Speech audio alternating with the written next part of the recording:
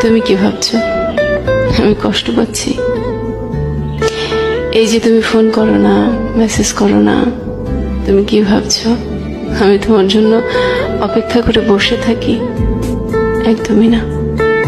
এই যে তুমি প্রতিদিন সকালে অনলাইনে থাকো, কি ভাবছো আমি লক্ষ্য করি? একদমই না। এই তো ফেসবুক খুলে দেখলাম তুমি 5 মিনিট আগে অনলাইনে ছিলে। কি ভাবছো এটা দেখে আমি কষ্ট পাচ্ছি? আমার বুকের ভেতরটা দুমড়ে মুচড়ে উঠলো। একদমই না। এতে বরং ভালোই হলো, আমি নিশ্চিত হলাম তুমি আমাকে ভুলে গেছো। আমিও আর আশা করবো না তুমি কোনোদিন ফিরে আসবে বলে। না, আমাদের বিচ্ছেদ হয়নি, যোগাযোগ বন্ধ হয়ে গেছে মাত্র। তুমি আমাকে কোথাও থেকে ব্লক করোনি,